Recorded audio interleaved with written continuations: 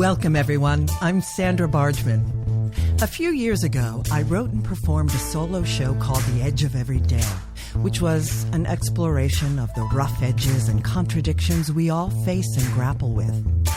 The show hit a nerve, and the relevance of the topic would only grow over time more than I could have foreseen. So, here we are. Real talk with real people, sharing stories and perspectives that spark provocative invitations to leap out of what's safe, on the edge of every day. Thanks for listening. Hello, everyone. We are live in the hive. Thank you for joining me on this, the 19th episode of The Edge of Every Day here on talkradio.nyc. For those of you who are tuning in for the first time, and for those of you who don't know me yet, I encourage you to check out my bio on talkradio.nyc, or of course you can visit my website, sandrabargman.com, or tune in to any of my previous episodes. In a nutshell, this show is about celebrating triumphs, pushing boundaries, and exploring rough edges. Through conversations and shared stories with friends and colleagues, it's my hope that we can begin to understand our edges. And what I mean by edges is those places where we are fearful, those places where we are resistant to change, those places where paradoxes and contradictions live in our beliefs and our understandings, both about ourselves and the world around us. Those places we don't want to look. Listen, we live in turbulent times, and we are coming to understand that life isn't black or white. It must be an embrace of both. And the more we recognize our own edges and get real about them, the more we can help others to do the same. And that, I fully believe, can help to change the world. So thanks again for tuning in. And without further ado, it's time to introduce our guest this evening. Dr. Sharon Leder is Professor Emerita of English, Women's Studies, and Jewish Studies at SUNY-Nassau Community College.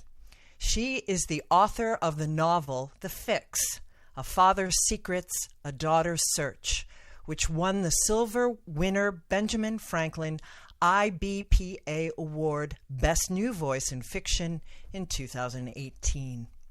She is co-editor with Milton Teichman of Truth and Lamentation, Stories and Poems on the Holocaust, nominated for the National Jewish Book Award in 1994.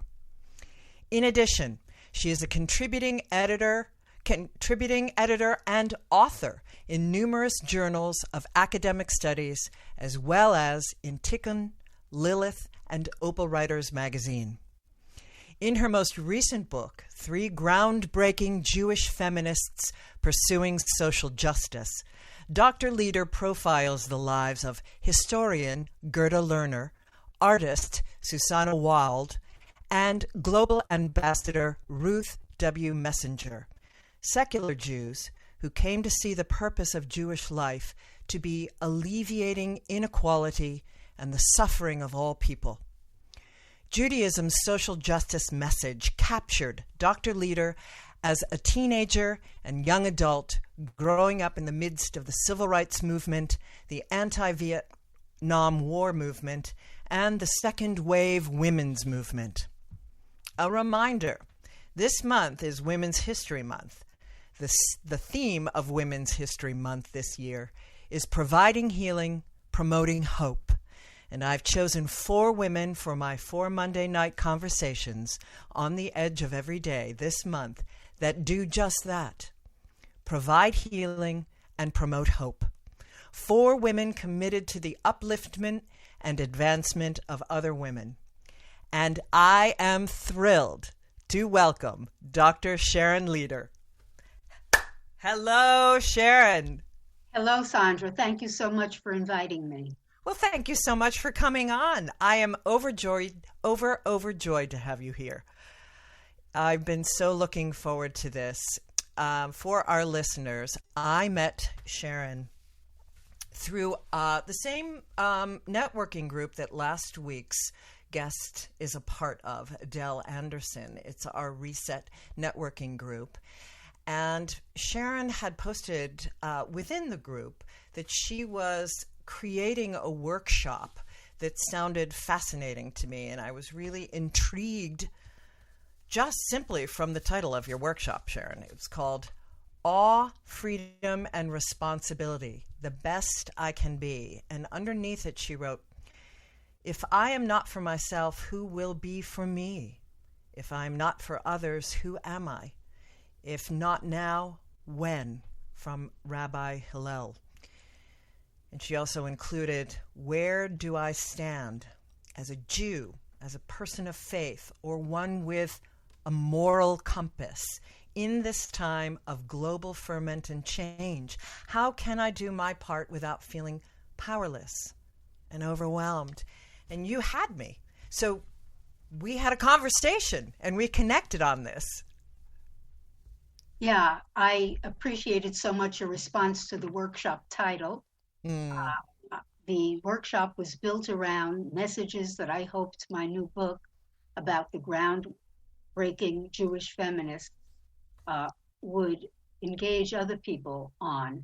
A conversation that has to do with how do we not feel isolated and overwhelmed in, as you say, these turbulent times.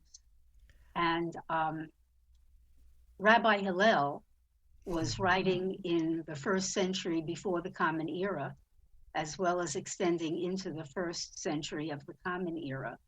Yeah. And he became an actual contemporary of Jesus, so that his message really resounds throughout the centuries. And we have to ground ourselves in these turbulent times. I was very concerned with how mythic and biblical the turbulent times are today.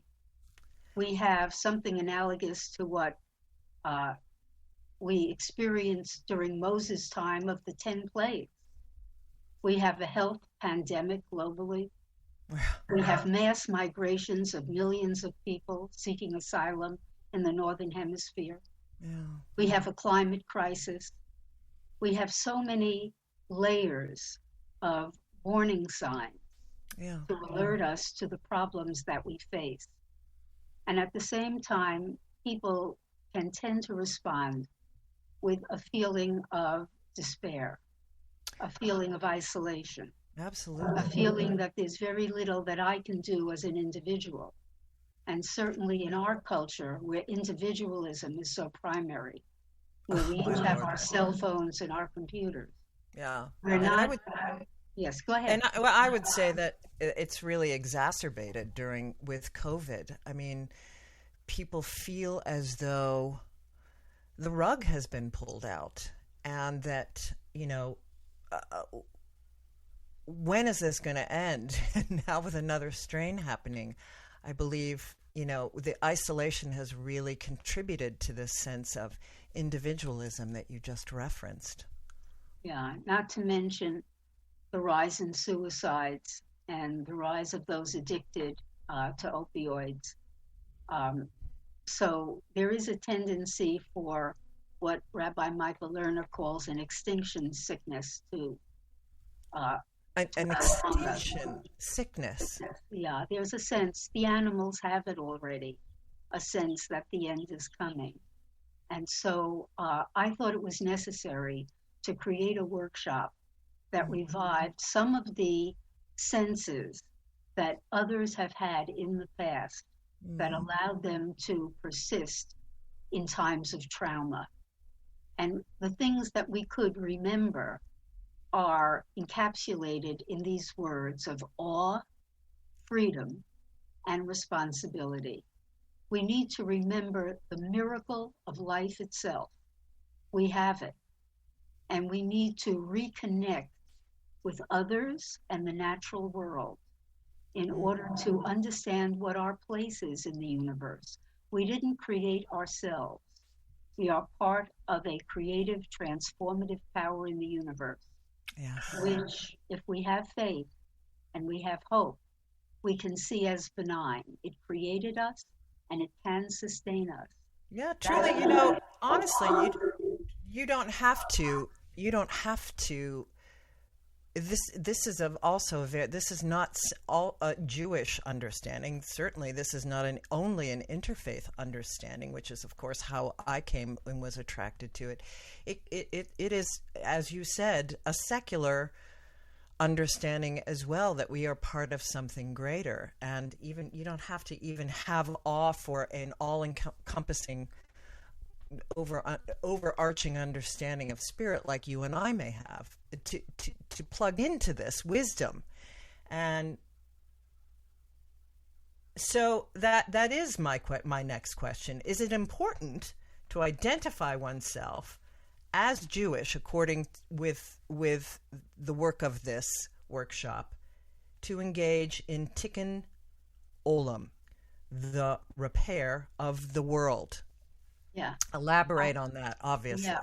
Well, what you described, the repair of the world, tikkun olam, is one of the values that I have taken from the Jewish tradition that I call universal values. One doesn't have to be Jewish. In fact, these universal values beautifully are within all faith traditions. Indeed, they are in all ethical systems, which is why they're so tried and true, because they're universal. And my goal in the workshop and in the book is to say, let's give prominence to these universal values. I'm going to interrupt you there because you're bringing in the book, and this is great. We're going to get to the book in a little bit of time, but absolutely reference it. This is Sable Harris Gresh is checking in and says, "Good evening. Hello, Sable Harris Gresh." And Adele Anderson says hello. I love it. Hello. Thanks for listening. And I also, I'm going to stop and not ask that next question because I've received, it's time for a break. So we're going to hold that thought.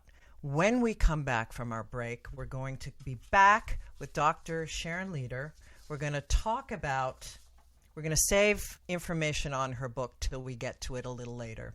We're going to come back and speak with her about a different book, one that I want to touch on that deals with her early life and I believe really sets a great tone for the work that she has done her entire career. So when we come back with Dr. Sharon Leder on the Edge of Every Day, stay tuned. Are you a business owner? Do you want to be a business owner? Do you work with business owners? Hi, I'm Stephen Fry, your small and medium-sized business, or SMB guy, and I'm the host of the new show, Always Friday. While I love to have fun on my show, we take those Friday feelings of freedom and clarity to discuss popular topics on the minds of SMBs today. Please join me and my various special guests on Friday at 11 a.m. on talkradio.nyc. Are you a conscious co-creator? Are you on a quest to raise your vibration and your consciousness? I'm Sam Leibowitz, your conscious consultant, and on my show, The Conscious Consultant Hour, Awakening Humanity, we will touch upon all these topics and more. Listen live at our new time on Thursdays at 12 noon Eastern Time. That's The Conscious Consultant Hour, Awakening Humanity, Thursdays, 12 noon on talkradio.nyc.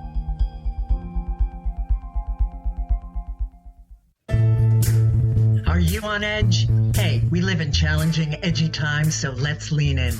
I'm Sandra Bargman, the host of The Edge of Every Day, which airs each Monday at 7 p.m. Eastern Time on talkradio.nyc. Tune in live with me and my friends and colleagues as we share stories and perspectives about pushing boundaries and exploring our rough edges. That's The Edge of Every Day on Mondays at 7 p.m. Eastern Time on talkradio.nyc. You're listening to Talk Radio NYC. Uplift, educate, empower.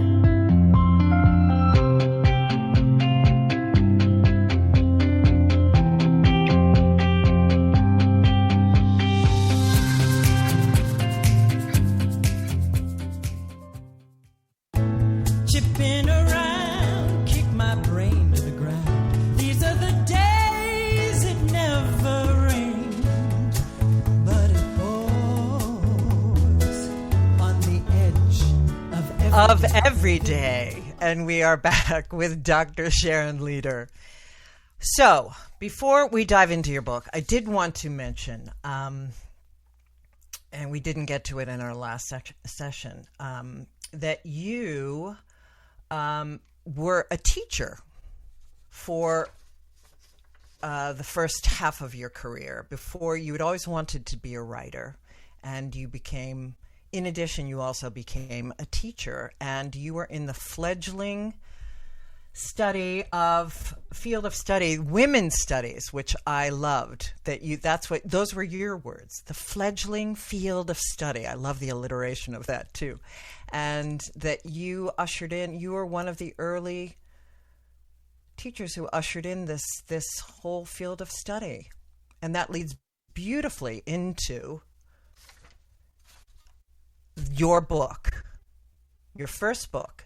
So you had been, and you can weave this into your storytelling after I ask the question, you had been a teacher and had written academic writing, and then you made the decision to move into creative writing with your first novel, The Fix, Father's Secrets, A Daughter's Search. But this first started out as a memoir, telling your childhood story of being the oldest of 3 siblings with a father who had a secret. Tell us that story, and you can weave in your teaching as you see fit. Yeah, thank you so much for bringing in this past herstory, shall I call it. I love that. It was my attempt to understand something that I felt was holding me back during my teaching career. On the back burner, there were certain doubts I had about myself, certain insecurities that resulted from living in a childhood with a great deal of trauma. Yeah. My father was suffering from an over 30-year sickness, which we know of as addiction. But he was not fortunate enough to live in enlightened times like today, which calls addiction to heroin substance use disorder. We didn't have brain science at that time. Yeah. So in my community, which was a secular Jewish community, not observant, but secular, we still had certain folk sayings. One was, shikar is to goy. That is, Jewish people are not addicts. Jewish people are not alcoholics. They have no problems like that. Those are the problems of other people. Right. And so the secret that had to be kept, and that I kept being a dutiful daughter, was that my father suffered from this illness, which was heroin addiction. Right. And at the time when he got hooked, which was the late 1930s, right before the outbreak of World War II, his illness was really viewed as a moral failing, as a lack of will, a weak willpower, and eventually in the 50s and 60s, it was criminalized. Yes. And we know that people who, as my father, if they had marks on their arms, they'd be arrested and oftentimes imprisoned. So if I may interrupt, so your mother, when did she find out about this, and when did she tell you? When did she share this with you? Well, she inadvertently shared it with me when I was 8 years old because she answered a telephone call, which was from the wife of a partner of my father's, who was also an addict, and they had both been apprehended. And your mother did not know up until then? She did not know about my father's addiction after the war. She thought he had given up what was called stuff before the war. Okay. And it was a condition of their getting married that he had become clean. And she thought that was the case. And so he kept his own secret too from the family. And I overheard this conversation. She knew I overheard it. And from then on, I became her confidant. And my father became, when he needed his fix, like a monster to me, someone who was really unrecognizable in terms of his need. He wasn't the person I knew as my dad. Yes. And at times like this, my mother would be frightened, my siblings would be frightened, I would be frightened. And in order to adjust to this situation, I thought of myself as having two fathers. And a kind and gentle man who I knew, and then a kind of monster. Yes. But So yes. let me interrupt because I'm hearing feedback and I just put my my headset in. I hope that's helping a little bit. So fast forward, you have decided you've carried this trauma and you've realized that it's time to address it. So you move into writing a memoir. How did this memoir turn into a novel? I realized after I had left full-time teaching, paid work, and wanted to devote myself to writing, that the memoir was serving a certain type of therapeutic function to trace my life steps and understand what was holding me back on an emotional level. Yes. But all around me, an opioid crisis was flooding the news. And I felt that I needed to finish this work soon because I felt my story could be helpful to other people. I was living in an area that was seen as a center of opioid addiction. And where was this? This was in Cape Cod, Massachusetts, which might be known as a lovely place, but when it's not during the tourist season, it's like a wasteland for young people because there are hardly any areas of public transportation. There are just few schools that are centralized and many towns separated from one another. And there are fewer people, like 2/3 fewer people on the Cape during non-tourist season. So young people who have anxiety and we have that problem here in the Catskill Mountains as well. Yeah. So at any rate, I felt I needed to finish this book, not for myself, but for other people. And I was a teacher of literature. I felt that I could make it more easily into a novel if I developed a protagonist based on myself. And I could follow the principles of creative writing. I could have a build up to a climax, and I could have a denouement and consequences. I knew how to structure a novel. And so that's what I did. And I decided I could get to the essence of the truth without sticking to the facts of the truth. And so, yes, I was able to do it that way. But the point that I'd like to get at in elaborating on my past is that both my father and my mother catapulted me into being a social activist. Yes. I became a person who felt I could repair the world, first of all, because I felt as most young people do when their families have problems, they think it's their fault. We internalize the emotional problems. And so therefore I felt compelled to do something about it. I wanted to do something about the anxieties that my father felt living in a competitive world where he had to make it big. He was a kosher butcher, believe it or not. Yes. And he was a kosher butcher at a time when supermarkets were taking over the kosher meat business. And he felt highly stressed. Yeah. Okay. May I interrupt for a brief moment? Do you have a headset that you can put on, Sharon? Because we're still getting we're still getting a bit of the feedback. Maybe if you sit back a little tiny bit from your, that may be helpful. I think that's going to help. Oh, there it is again. I believe, yes. Well, we're going to forge ahead and forge ahead with this. Okay. At any rate, I wanted to work towards a kinder, gentler workplace for people. so that they weren't so stressed, at least men at that time. Most men were the breadwinners of families in the 40s when women were pushed back into the domestic sphere. I wanted to be able to create less stress in the world, a bit of marketplace, a kinder marketplace. I understand. I'm also interested in the theme of the secrets, the theme of the spiritual theme of secrets.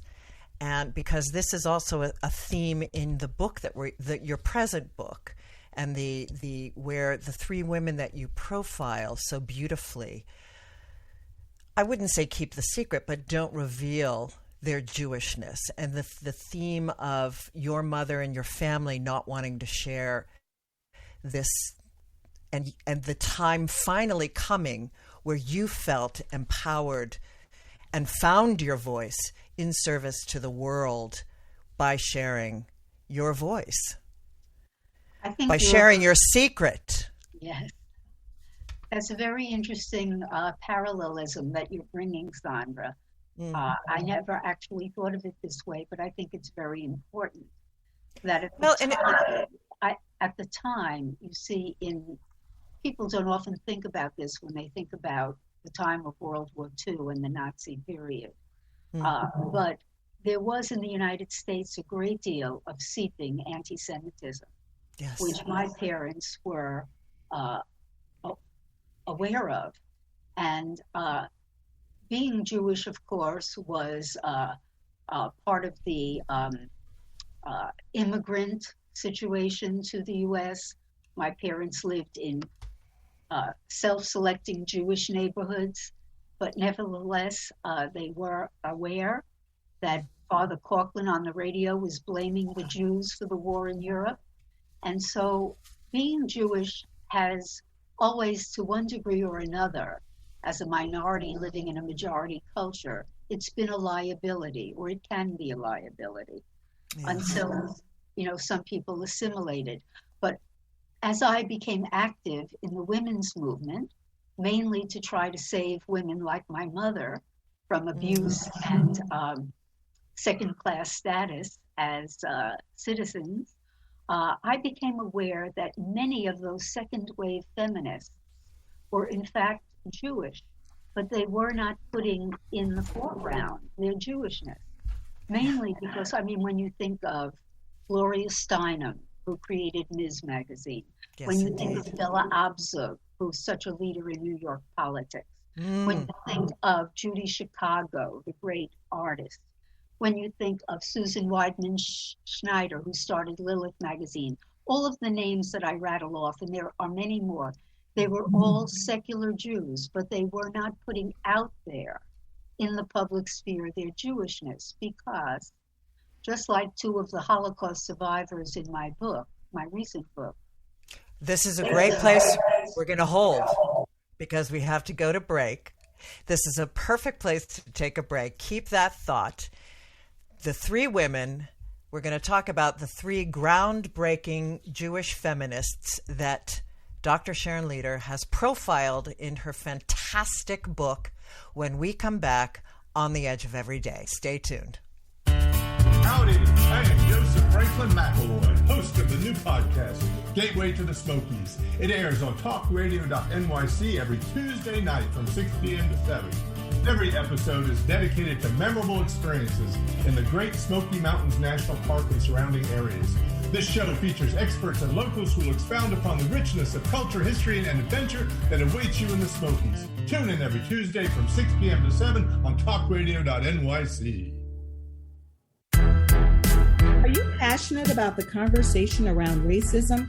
Hi, I'm Reverend Dr. TLC, host of the Dismantle Racism Show, which airs every Thursday at 11 a.m. Eastern on talkradio.nyc. Join me and my amazing guests as we discuss ways to uncover, dismantle, and eradicate racism. That's Thursdays at 11 o'clock a.m. on talkradio.nyc. Are you a small business trying to navigate the COVID-19 related employment laws? Hello, I'm Eric Sauver, employment law, business law attorney, and host of the new radio show, Employment Law Today. On my show, we'll have guests to discuss the common employment law challenges business owners are facing during these trying times. Tune in on Tuesday evenings from 5 p.m. to 6 p.m. Eastern Time on talkradio.nyc. You're listening to Talk Radio NYC at www.talkradio.nyc. Now broadcasting 24 hours a day.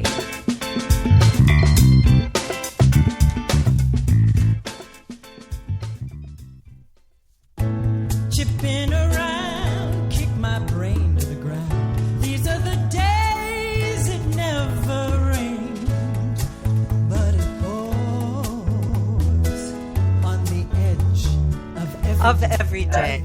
And we are back with Sharon Leder, and we're going to pick it up where we left off. These powerful, well-known, culturally instrumental women that were making great strides, great changes in our social structure and fabric, that were not stepping forward with or coming out with their Jewishness.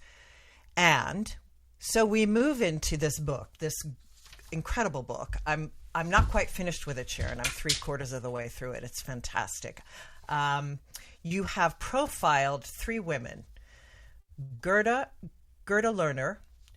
She's the co-creator of Women's History and Black Women's History. And she wrote Creation of Patriarchy, which I just bought, Sharon. It just arrived from Amazon.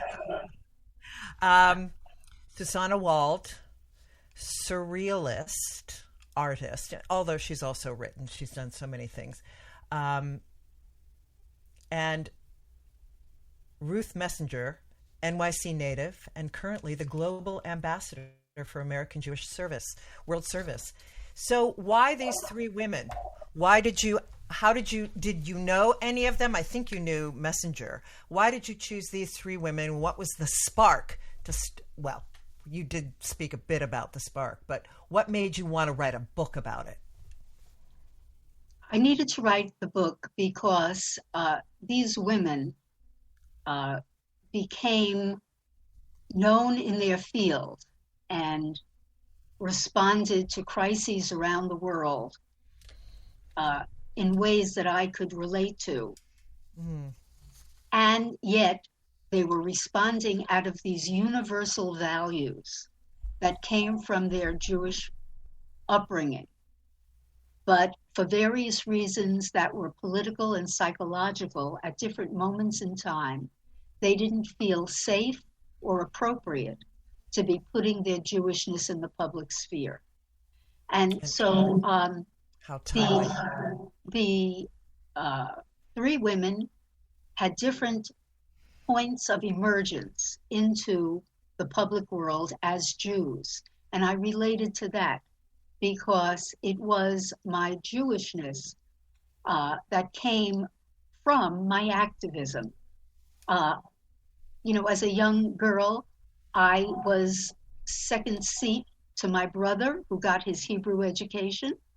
It wasn't important for women in my family to get that education, so I felt left out.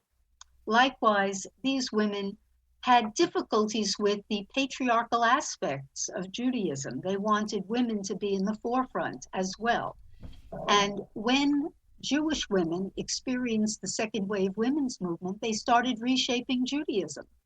And they started looking into the important roles of women. They looked into the goddess tradition on which the original Judaism and Hebrew nation succeeded.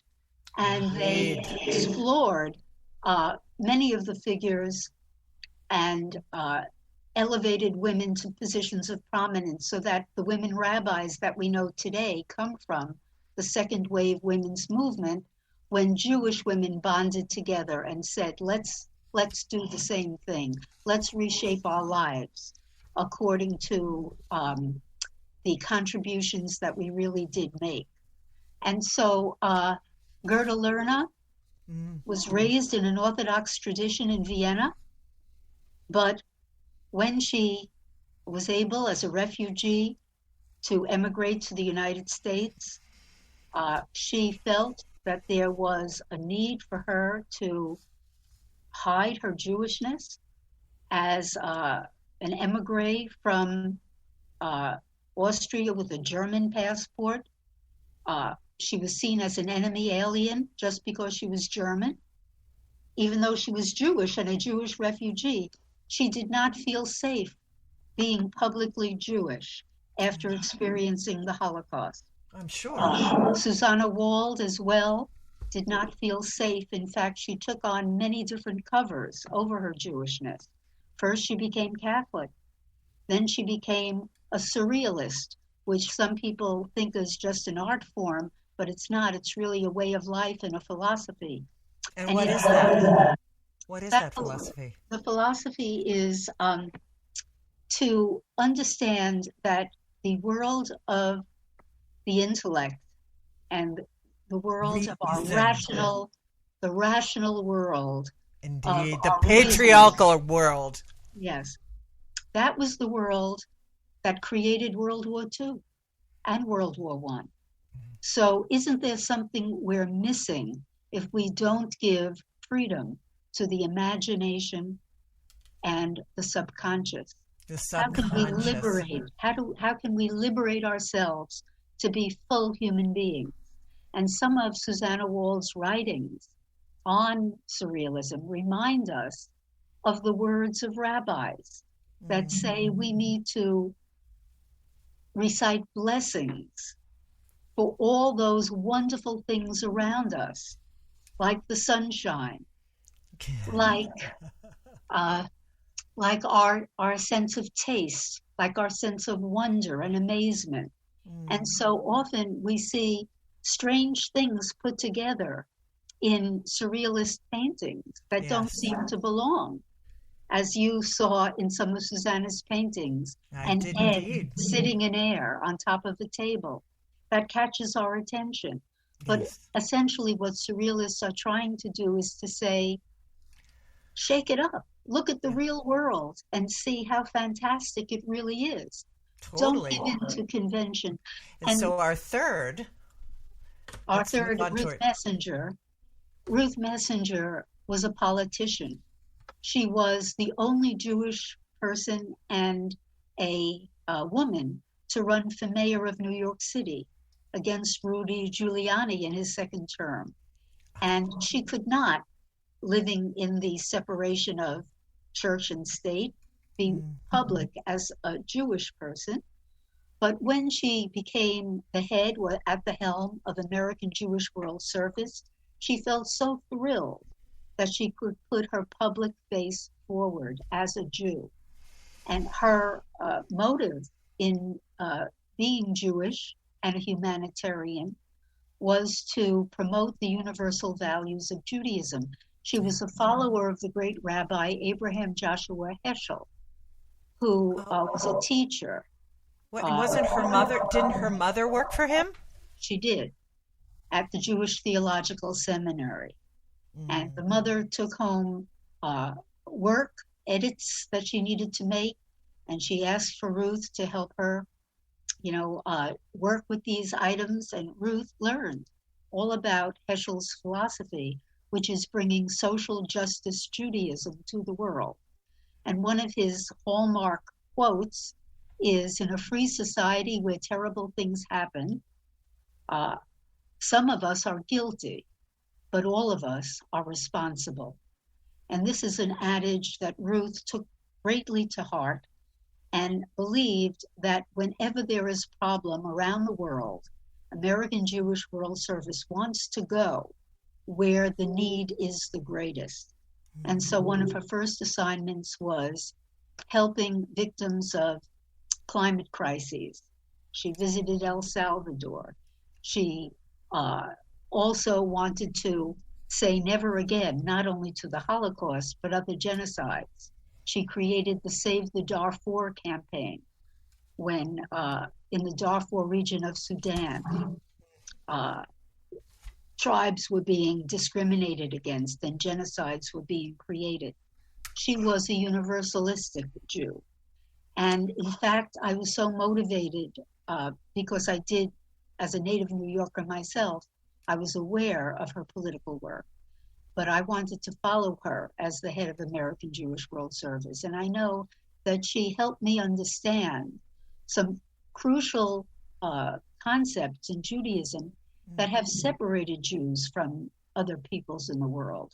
One is the concept of the chosen people, which often is interpreted as a superiority. But she had such a wonderful take on this concept, which was that our being chosen, what that means is that we are chosen to identify with other people who are targets of discrimination, and that we are obligated, according to Rabbi Heschel, we are all responsible. We are obligated to come forward to support others who are targets of discrimination, even if that makes us, as Jews, vulnerable ourselves. And so I think that I was motivated to write about these women because they made a difference in their fields. Now, Gerda Lerner is responsible for creating Women's History Month. We're celebrating that now. Which we are in right now. Yes. As we discussed. She created the field of women's history with, of course, the support of others, but she was the main mover and shaker. And the work that I became most familiar with when I was first teaching was Black women in white America. And she really proved to the field of history that there was a Black women's history. Now, you used that book in your teaching, correct? I did, yeah. I used that book when I was teaching mainly Black and Latinx adults who were workers in the field of health, and they needed to get bachelor's degrees in order to continue in their fields. And that book, Black Women in White America, empowered them. It made them feel like they were being recognized in their history. And their history goes back, way back, even into slavery times, when you have hidden works that couldn't be brought out into the open. So we get into secrets again. Some of this literature was secreted, and Gerda Lerner did the research to bring them forward and put them out in the public sphere. Yes. So I was motivated by all these women, and I felt their stories needed to be told. And we need to go to break, so I'm going to close this section out with this notion of the empowerment of, it's understandable, the secret keeping, of course, for all of the potent reasons, but the spiritual understanding of unburdening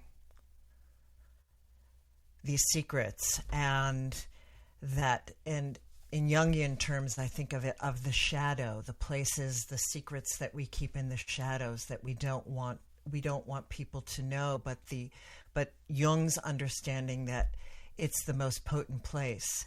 Those things that we don't want to share, that we're afraid to reveal, are the source of our greatest strength. You're so right. And on that note, I like to be right, Sharon. On that note, we are going to take a break. And when we come back with Sharon, we're going to dive into some other creative writing that she has done, poetry, and talk quickly about her, potentially her dissertation and how that weaves in with poetry, and find out what she's doing next on The Edge of Every Day with Sharon Leder when we come back. Stay tuned. Hey everybody, it's Tommy D, the nonprofit sector connector, coming at you from my attic. Each week here on talkradio.nyc, I host a program, Philanthropy in Focus. Nonprofits impact us each and every day, and it's my focus to help them amplify their message and tell their story. Listen each week at 10 a.m. Eastern Standard Time until 11 a.m. Eastern Standard Time, right here on talkradio.nyc. In a post-COVID world, you may have many unanswered questions regarding your health. Are you looking to live a healthier lifestyle? Do you have a desire to learn more about mental health and enhance your quality of life? Or do you just want to participate in self-understanding and awareness? I'm Frank R. Harrison, host of Frank About Health, and each Thursday I will tackle these questions and work to enlighten you. Tune in every Thursday at 5 p.m. on talkradio.nyc, and I will be frank about health to advocate for all of us.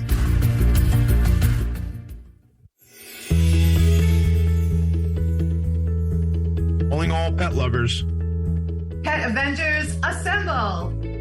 On the Professionals and Animal Lovers show, we believe the bond between animal lovers is incredibly strong. It mirrors that bond between pets and their owners. Through this program, we come together to learn, educate, and advocate. Join us live every Wednesday at 2 p.m. at talkradio.nyc. You're listening to Talk Radio NYC at www.talkradio.nyc. Now broadcasting 24 hours a day.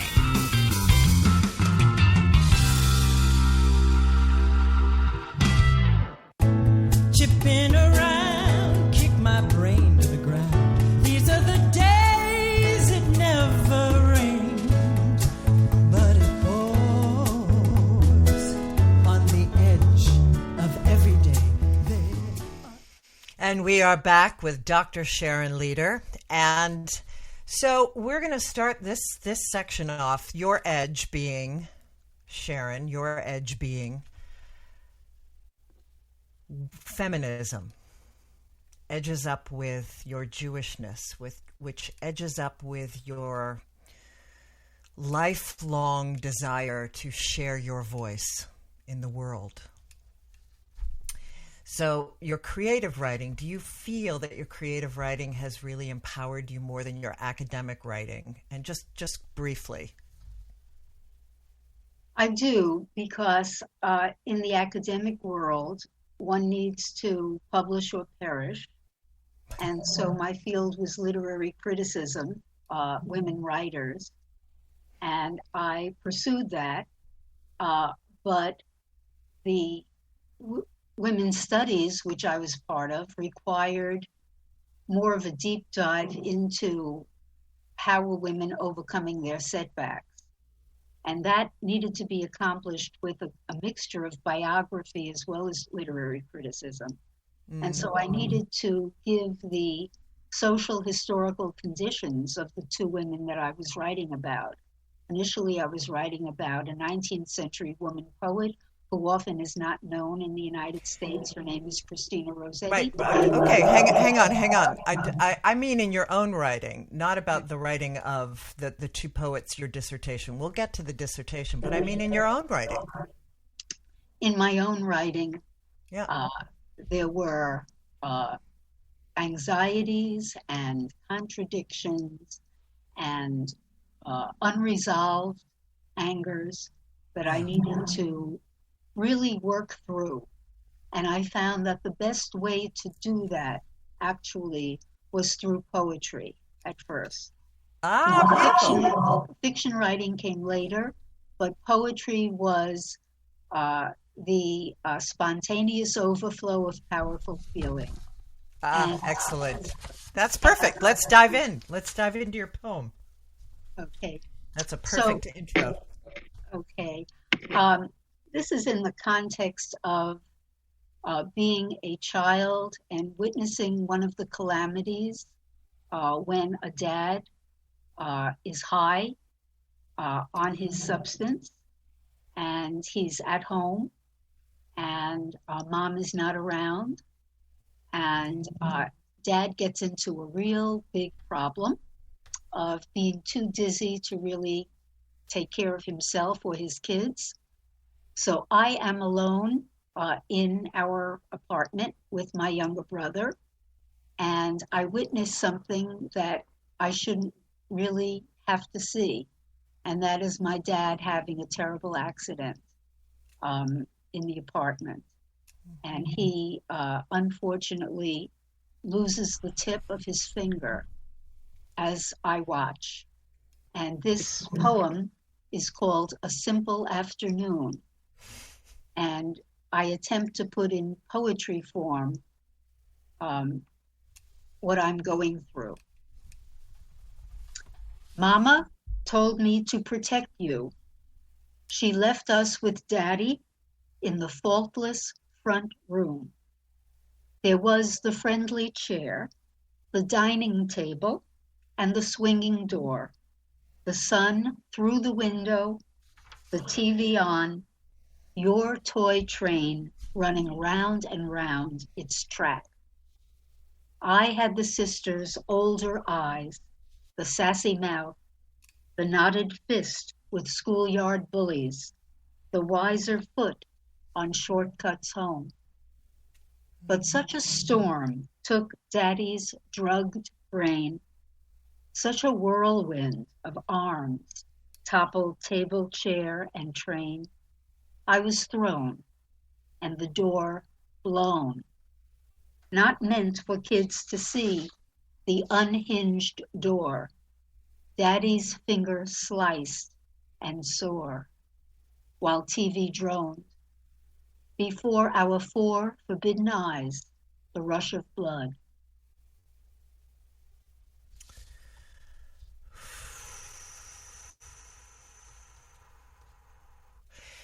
Has your creative writing of your poetry and your novel, where you could tell your story through the eyes of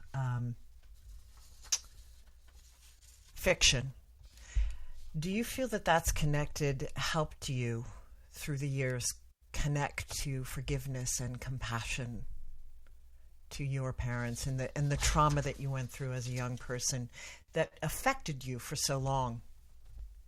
Well, yes, I'm glad you brought up that point, because the whole point is to be able to have compassion and love, which can come when you understand the conditions that other people are living through. That's universalism. Yes, yes. I mean, as a child, I was overwhelmed with anger at my dad. Yeah. Anger for not being there, for not loving us enough. And your mom. Yes. You know, and not standing up to it.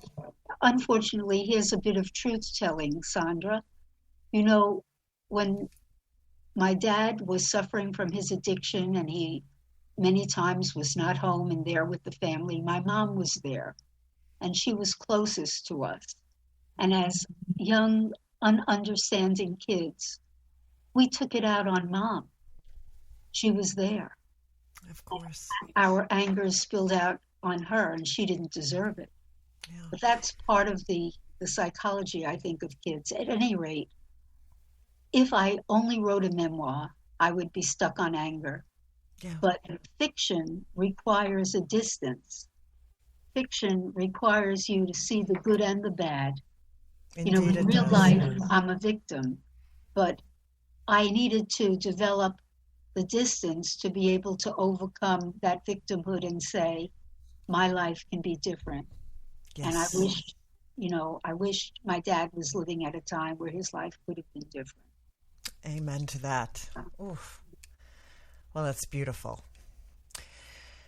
So before we close out, an hour is never enough time, Sharon. As we talked about many, many times while we were preparing for this, I want hours and hours with you. I want to make sure that I get in before I ask one and give you the final say. I want to make sure that I get in your website, Sharon Leder, LEDER.com.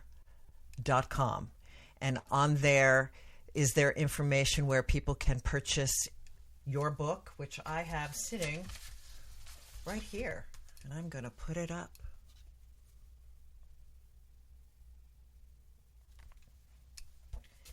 Can people order that on your website? Where can people get that other than their local bookstore? Can they get it on Amazon as well? Or, for the Amazon. People who shouldn't be going to Amazon, but they still do.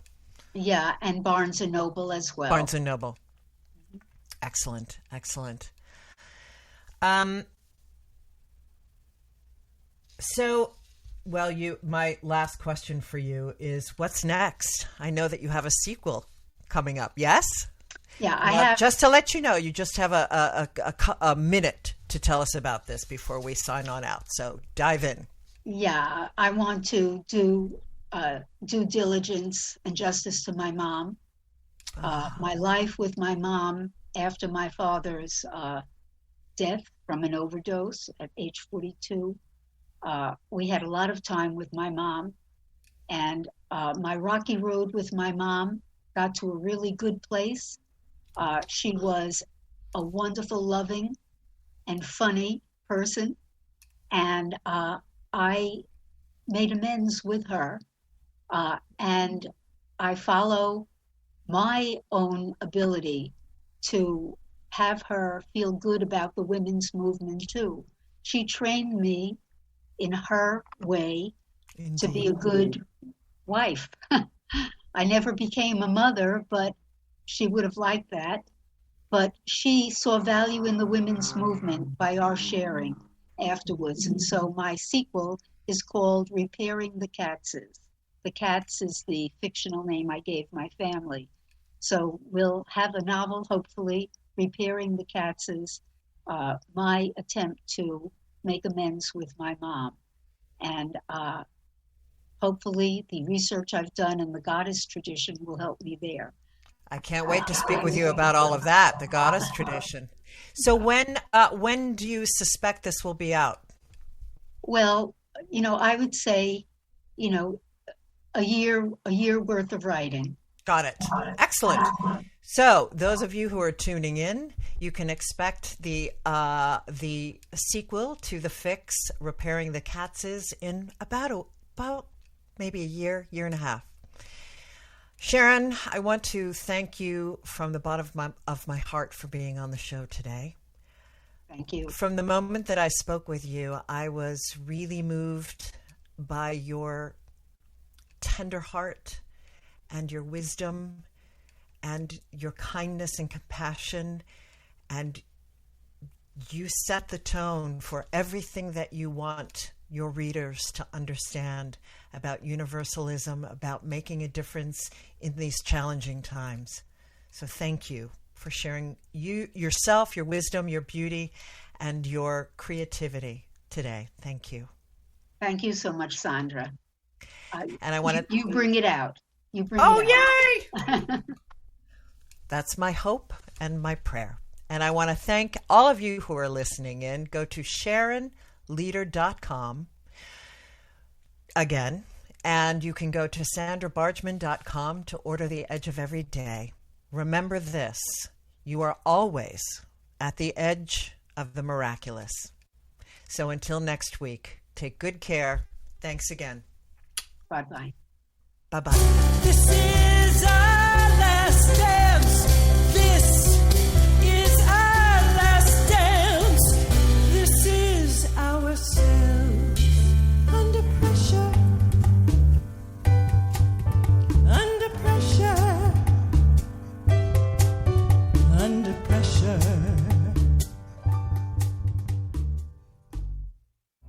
You're listening to Talk Radio NYC. Uplift, educate, empower.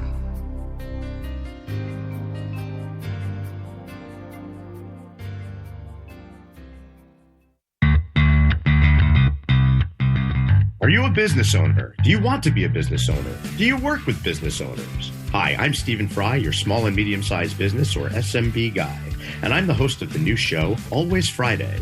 While I love to have fun on my show, we take those Friday feelings of freedom and clarity to discuss popular topics on the minds of SMBs today. Please join me and my various special guests on Friday at 11 a.m. on talkradio.nyc. Are you on edge? Hey, we live in challenging, edgy times, so let's lean in. I'm Sandra Bargman, the host of The Edge of Every Day, which airs each Monday at 7 p.m. Eastern Time on talkradio.nyc. Tune in live with me and my friends and colleagues as we share stories and perspectives about pushing boundaries and exploring our rough edges. That's The Edge of Every Day on Mondays at 7 p.m. Eastern Time on talkradio.nyc. Uninformed about menopause and how it impacts on your life? Hi, I'm Pat Duckworth, women's health strategist and host of the Hot Women Rock radio show, empowering women leaders at menopause. Join me every Thursday at 10 a.m. Eastern Time, 3 p.m. UK time on talkradio.nyc for interviews with inspirational women who will share their top tips to rock your world. In a post-COVID world, you may have many unanswered questions regarding your health. Are you looking to live a healthier lifestyle? Do you have a desire to learn more about mental health and enhance your quality of life? Or do you just want to participate in self-understanding and awareness? I'm Frank R. Harrison, host of Frank About Health, and each Thursday, I will tackle these questions and work to enlighten you. Tune in every Thursday at 5 p.m. on talkradio.nyc, and I will be frank about health to advocate for all of us.